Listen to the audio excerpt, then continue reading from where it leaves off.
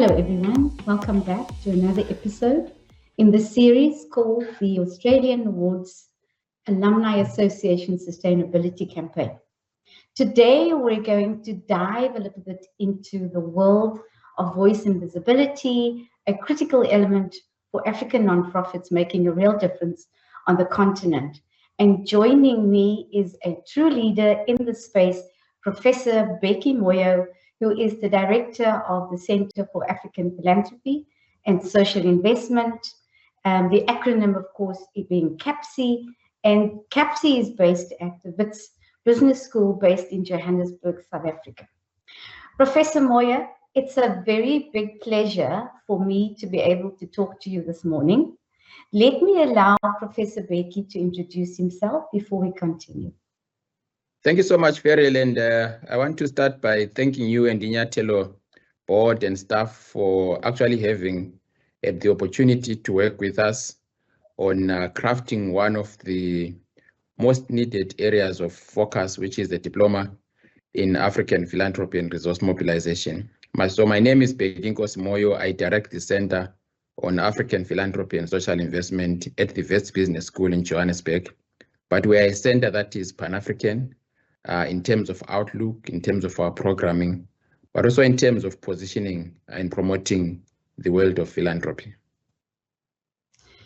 Becky, thank you for that lovely introduction. And of course, it's an absolute pleasure for Nyathelo to be associated with the work that you spearhead at CAPSI.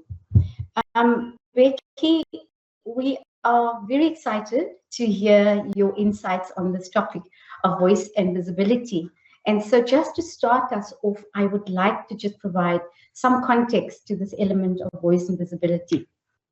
It is one of the key elements from the Nyathelo 10 elements of advancement framework. Think of it as that secret sauce that helps amazing African nonprofits like yours get noticed and heard. You see, even the most incredible organizations with groundbreaking ideas can struggle to make a real difference if no one knows about them. And we often find when we engage with some of our clients, and they tell us they don't even have a website, they're not on social media, that's a problem. Because if you're not on social media, if you're not out in the domain, the media, then you literally almost don't exist. So that's where voice and visibility come in.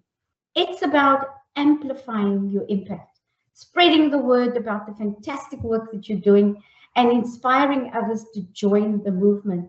So if you're ready to take your nonprofit to the next level, then sit tight. We're going to be talking about that. We're going to be talking about how you take your organization and the mission and be able to take it to that level where you need it to be in order to remain sustainable. So, Prof, many of our listeners today are alumni of Australian universities, and they're all based in Africa. They're passionate about the continent's development, and they are based within the nonprofit sector in one way or another, and some are already doing phenomenal work in the various countries. So I want to reflect from you. I'd like to hear about how you would help to position voice and visibility as an important element of the 10 elements of advancement. Can you elaborate on the importance of voice and visibility?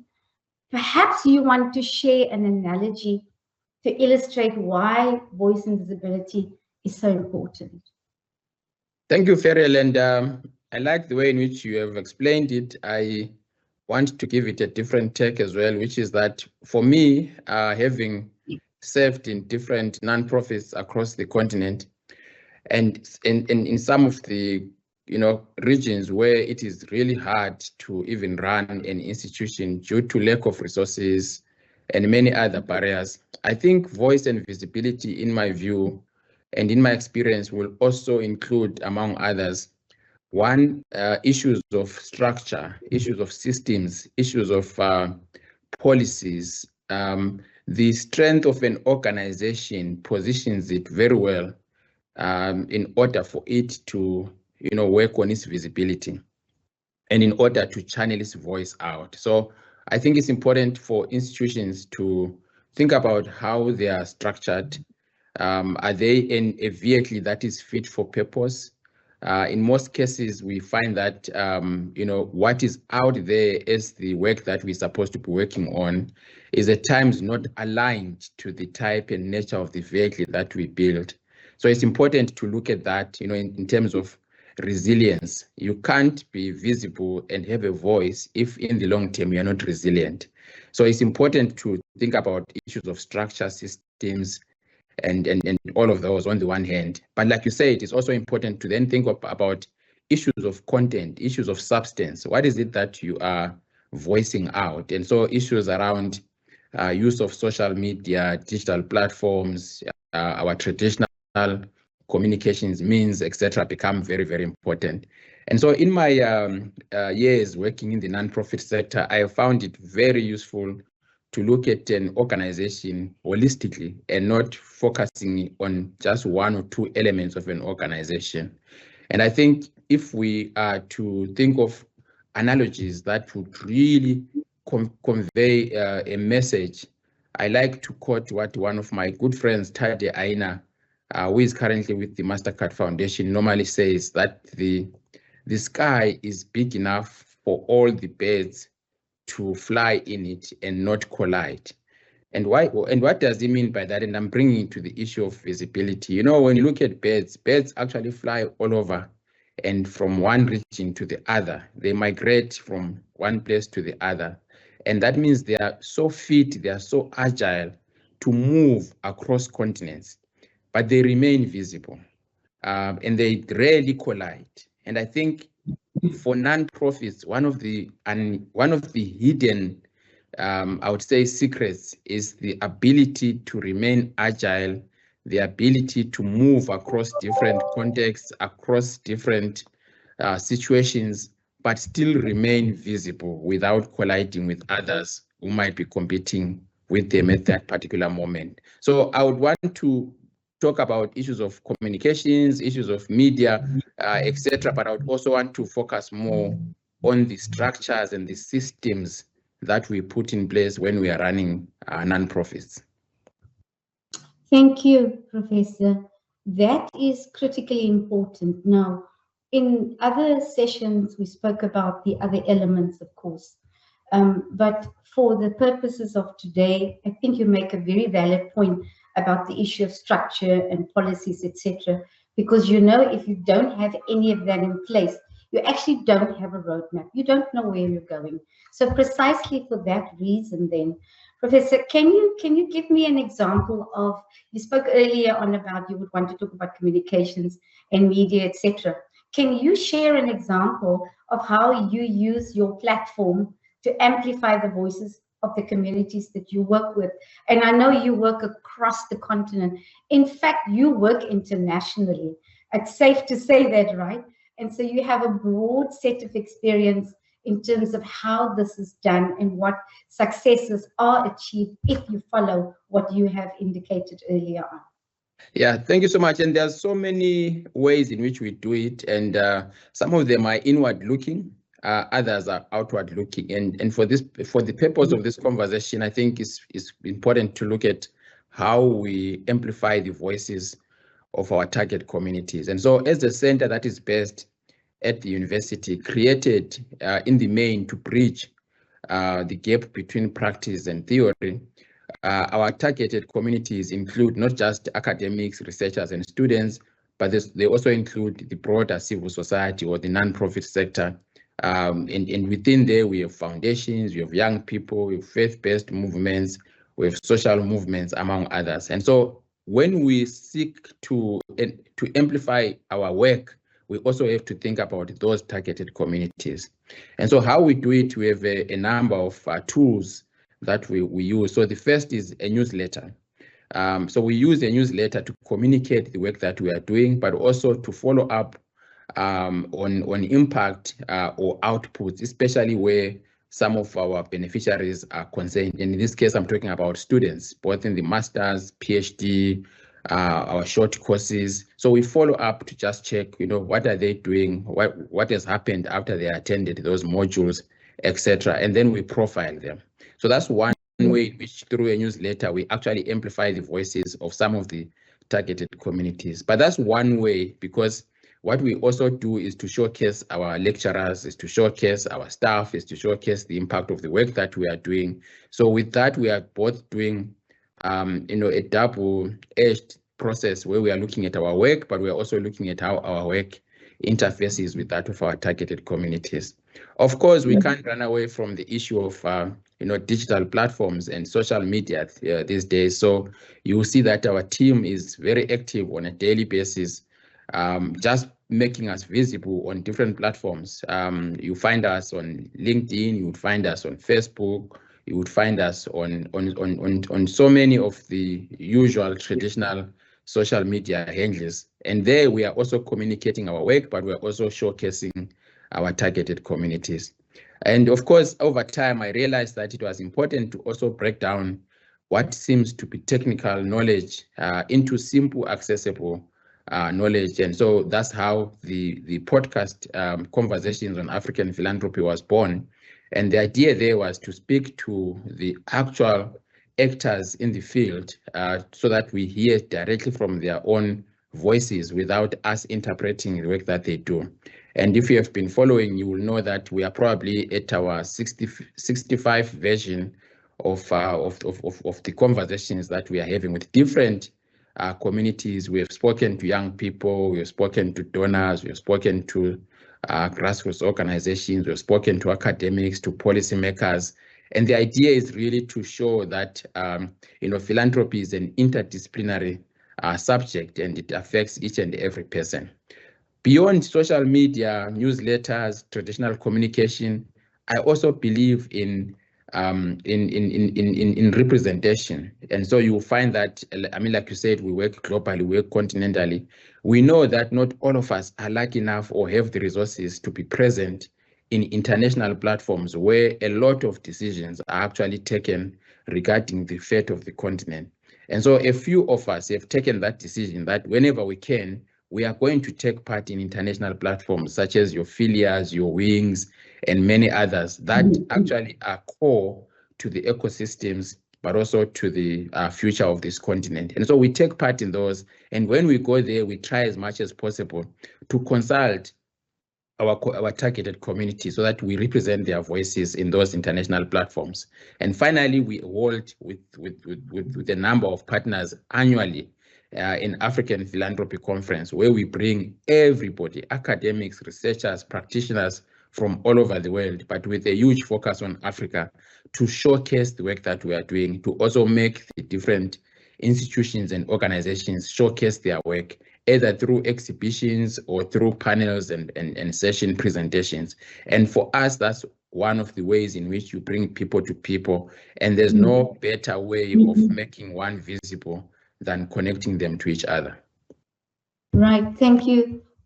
Professor, I think the key point that you're making is around there's a number of activities, and it's all towards making the organization visible, right? Because without that visibility, as I've mentioned in the introduction, no one's really going to know who you are. And in this day and age, it is so important that we make the effort, that you put in a strategy. So if you talk about systems, as you mentioned earlier as well, systems and structures, is to have that strategy that is going to determine what is your voice and visibility campaign going to look like. And so you've very eloquently mapped out how you do things in your organization, right? Even to the point where you've mentioned what you do on a global level. Now, not all of the organizations are obviously at the stature and size of CAPSI. So what can an organization do to attract local media attention? Because it's a challenge, media wants what they want.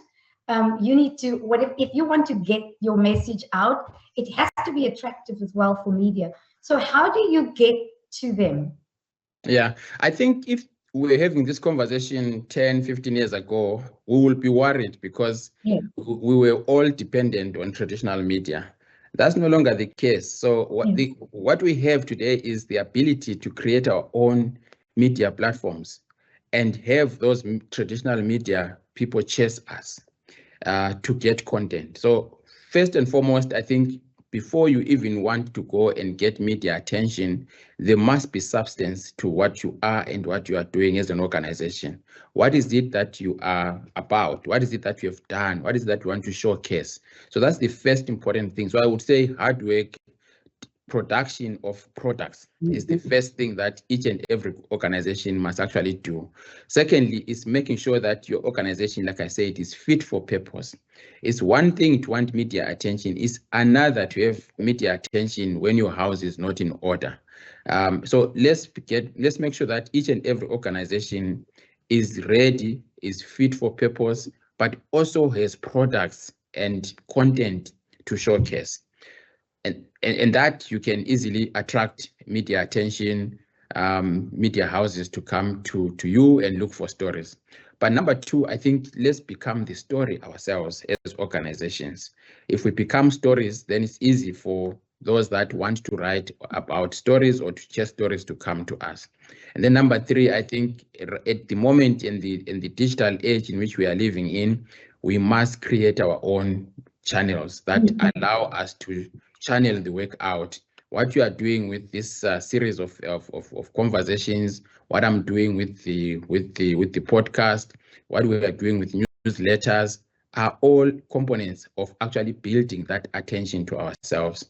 But I think most importantly, like I said, it is really about positioning ourselves. If you start creating yourself today as an organization, position yourself in a number of years to be something that you want to communicate. So the concept of positioning is something that we have not used that much in organizational development. We talk about strategies and where we want to be, but we don't use the concept of positioning. So in terms of attracting media, in terms of attracting visibility, I think it's important for us to position ourselves in a particular period of time from where we are now and map out what we really want our image to look like.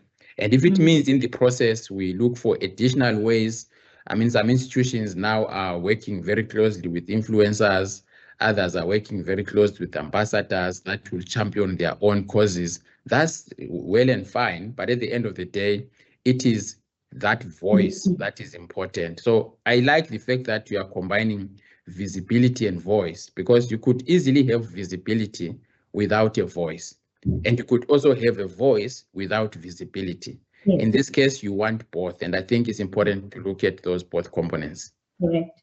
That is absolutely correct, Professor.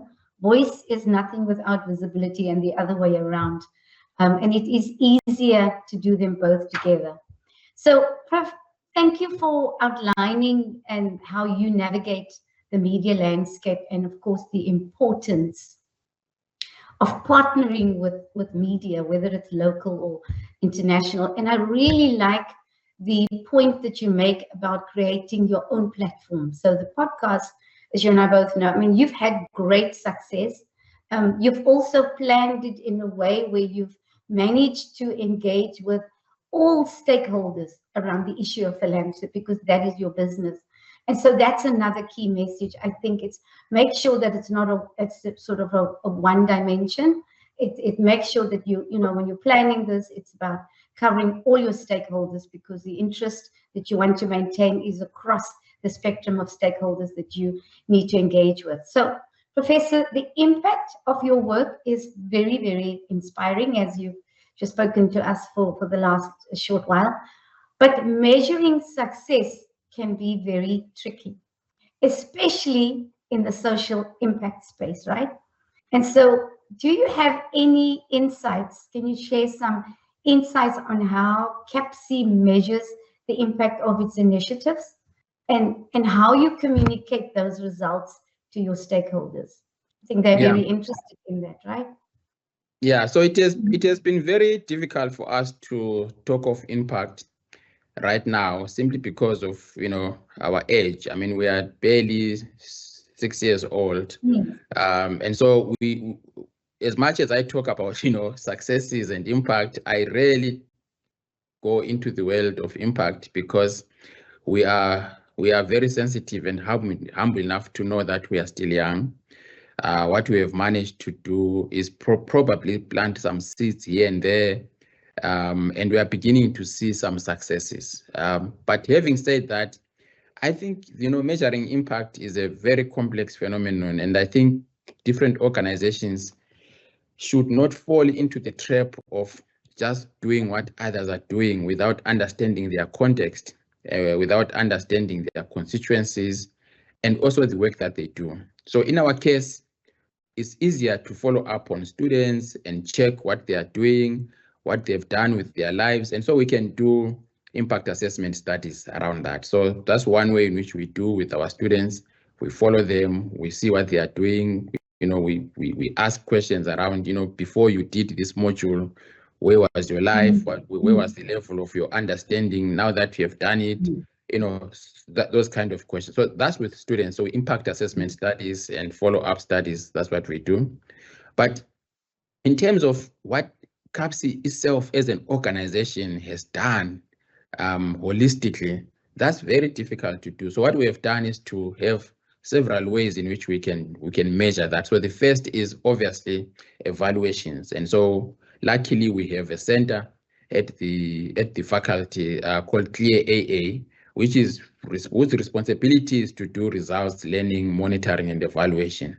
So we work with them to actually, they've designed a theory of change for us, a framework where they would use for evaluation and monitoring. And so we are lucky in that case that we have a group that can work with us to do that.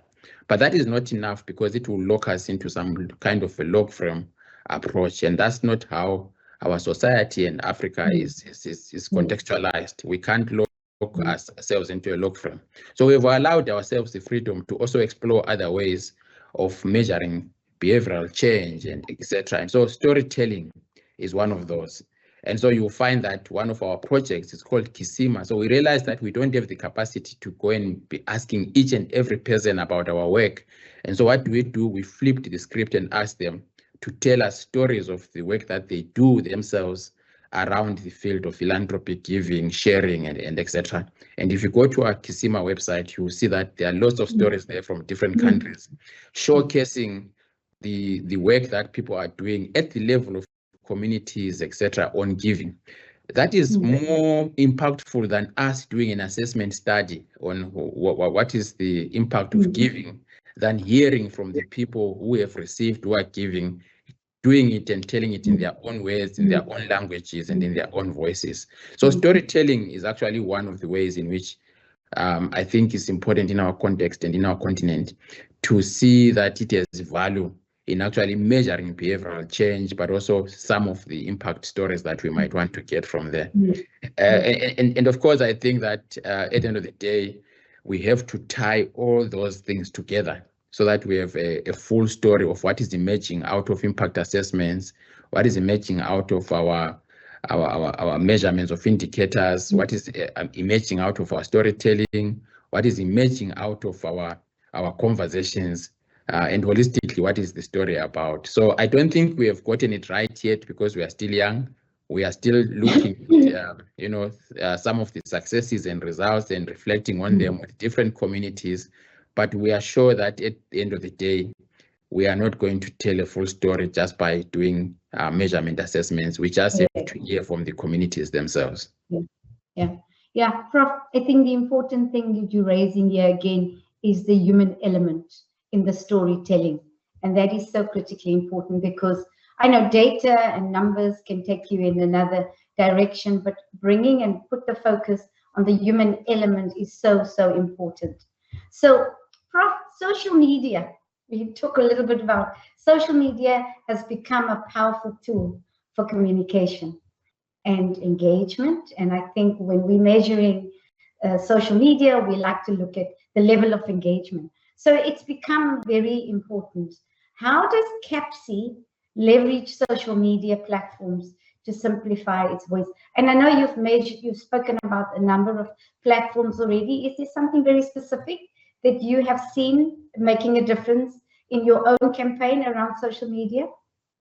I think it depends on how you want to to use these different platforms, they can be very great for specific purposes, but overall they can also be very detrimental. So I think organizations must be aware of, why they want to use them, how they want to use them, and put in place mechanisms and policies to guide the work that they want to do. It takes just one staff member posting something on LinkedIn or on Twitter or X now, and that can easily cause a whole reputational damage to an organization. At the same time, you also don't want to be forever micromanaging, especially young people who are so active on this platform. So how do you strike the balance between sending out the right messaging that is not going to cause reputational damage, but at the same time without really gagging the ability and the creativity of the people who are managing those platforms, especially the young people who are so agile and they want to get the information out there as fast as possible. Whereas you, as the leader of the organization, you might want to sit on the information, reflect on it a bit before it goes out. Secondly, I think also, segmentation is important. So for us, what we have seen is that, for example, if we are to do research and we want to get as much information and feedback as possible, we'll probably use, let's say, different tools on survey, but we would also then boost that that campaign using some of the platforms like Facebook, LinkedIn, etc. So boosting that gives us the ability to get as much feedback as we want.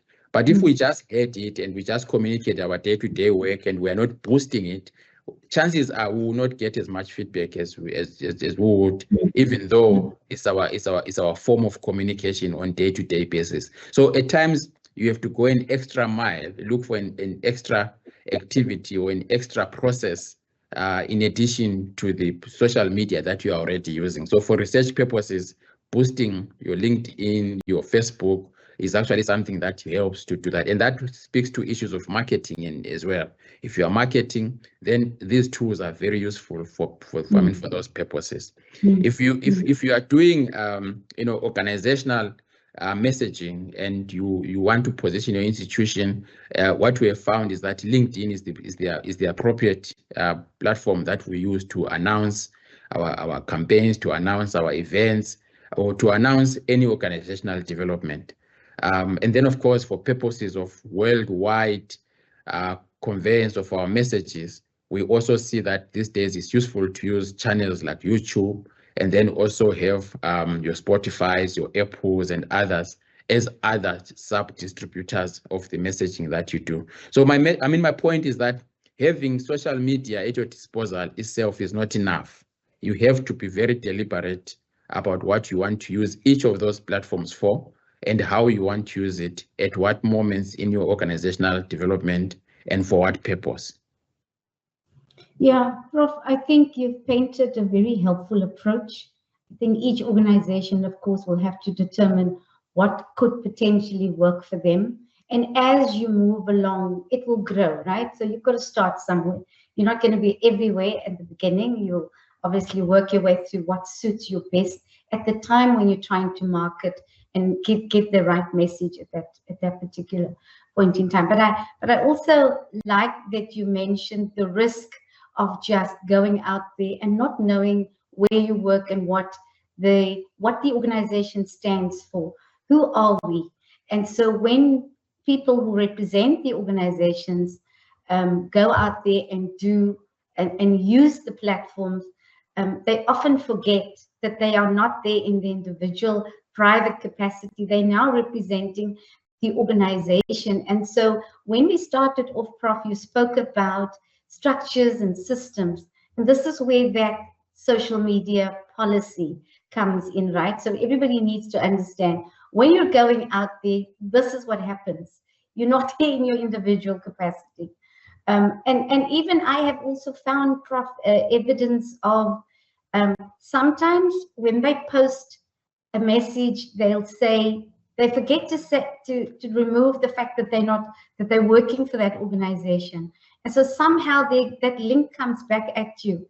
Somebody does some research and finds, oh, that person actually works at that organization, and then they have forgotten that what they have done now might be detrimental to the reputation of the organization. So thank you for pointing that out. That is so important. I can't stress that enough. I think it is something that people don't really want to talk about, because of the fluidity in which we engage these days on social media. So, Prof, so just maybe we can talk a little bit about any examples of an event that you may have, or a campaign that your organization have worked with in the past to encourage public participation. Have you done any of that? I know you work very broadly, and of course it's very interesting for all of us to see levels of engagement. But have you done anything where has been a need for public participation, and what has been your experience? Yeah, so I think at this point I will draw from my previous, positions, and not necessarily from CAPSI. As you know, I've worked for Trust Africa, I've worked for the Southern Africa Trust. And so maybe I would pull an example from the Southern Africa Trust, where our mission as an organization then was to work in the region to try and reduce the levels of poverty as much as possible. And so some of the communities that we were working with there were some of the marginalized communities. For example, the ex-miners that you find in South Africa, but coming from the neighboring countries. And of course, part of their challenge was how to access their social benefits as soon as they are retired or they've fallen sick and they are no longer at their workspaces, and some of them would have returned back to their countries of origin. And so obviously part of the work that we had to do is to mobilize these ex-miners and have public conversations around how they can access their benefits, but secondly, how to develop a policy around the portability of social benefits in the Southern Africa region. And of course, that would have required us to use different forms of media in order to reach them in the different parts of the region. Some of that would have been word of mouth. Some of that would be government communications channels, radio. Some of that would have been, your usual, people to people, etc. And of course, the idea then was you mobilize this group, and then after mobilization of the group, you then say, how then do we get to the next stage? And policy development is one of that. Engaging the relevant actors is another. Right now, as I speak at CAPSI, we are involved in a program focusing on the contribution of the nonprofit sector towards dignified jobs for young people. And for us to even work in that area, we had to actually go out and mobilize young people, have conversations with them publicly around what is their understanding of dignified jobs, because it's so easy for us to define it for them, but they have a different definition of what dignified jobs are. And we've been going through different countries. We've done East and Southern Africa. We've done West and North Africa.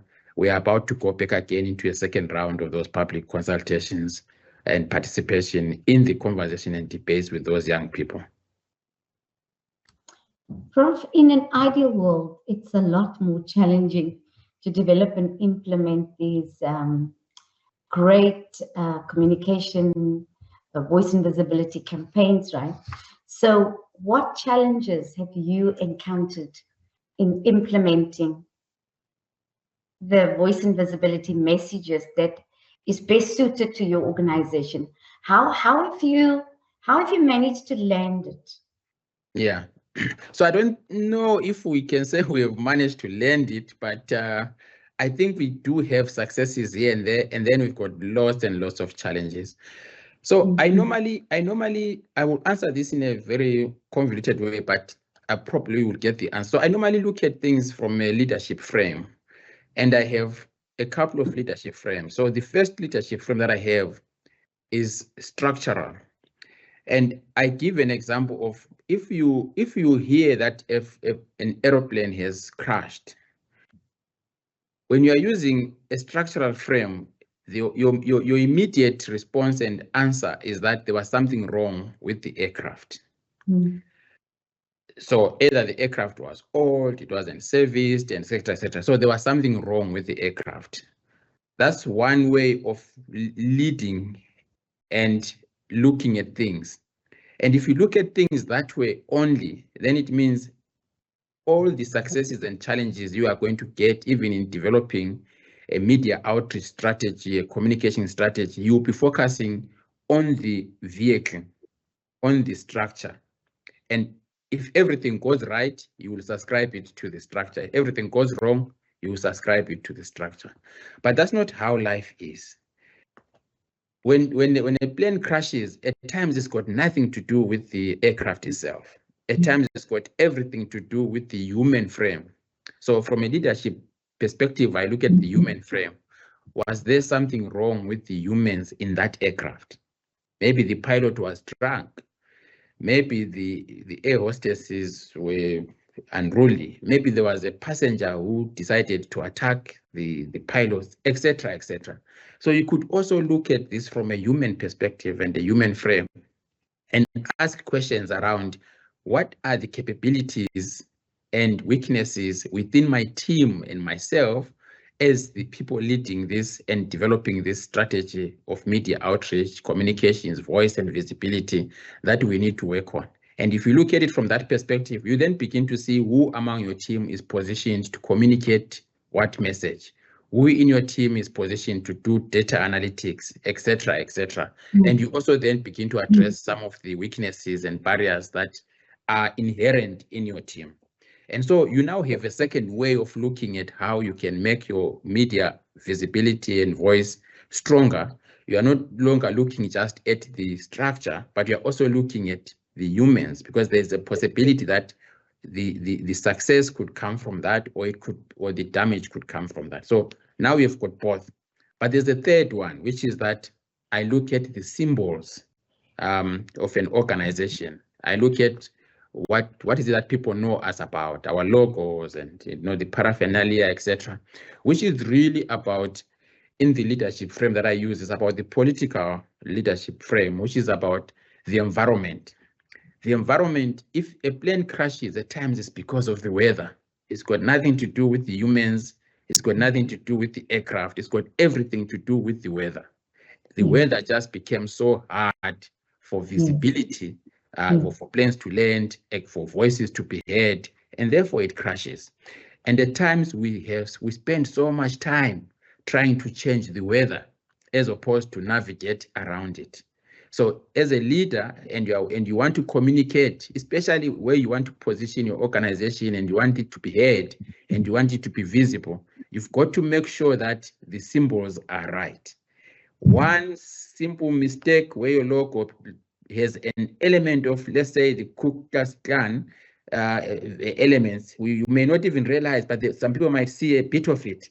It already affects your communication, messaging, etc.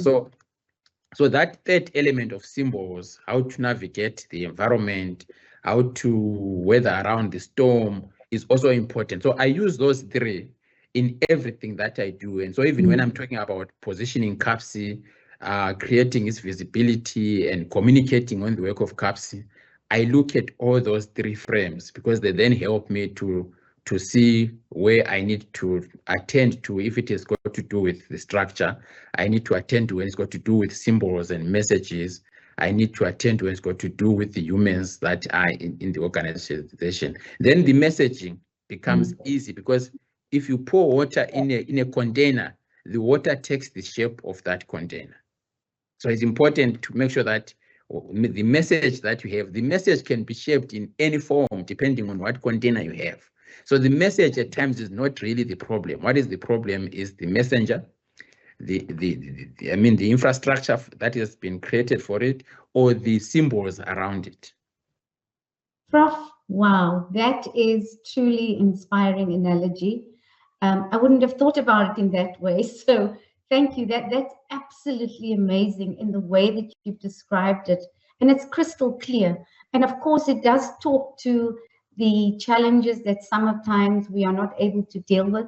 We haven't quite taken the same approach. And I hope that the listeners take note of these three issues that you raised and how they can look at ways to implement, and if there are challenges, how you get around those. So thank you very much for that. Professor Moyo, thank you for your advice. I'm pretty sure that the listeners will enjoy and take much lessons out of what you have spoken to us about today. And as we wrap up, I want to thank you for sharing your insights. I want to thank you for sharing your experiences with us today. As you have said in the beginning, and I want to now echo that, Inyathelo is extremely privileged to be associated with you, Professor Moyo, as well as with the organization that you represent, CAPSI, and of course, being part of the WITS Business School. We're really, really privileged. We know that you are making a difference in amplifying the voices in African communities where you operate. I mean, just by virtue of what you represent in the philanthropy space. And so as we close out now, Professor, I think it's important to remember that each of us has a voice, and together we can create a powerful chorus for very positive change across the continent. Is there any final words that you want to leave the listeners with, Professor? Well, I think I normally want to go back to my humble beginnings and use that as my foundation and springboard, and say that at times finding your voice can be accidental. And once you find your voice in that accidental manner, don't let it go. Follow it. I say this because I was never born into the philanthropy space. I never thought I was going to be working in this space myself. But for some strange reason, I accidentally bumped into the field when I was already far advanced in my studies, doing my first or second year of PhD.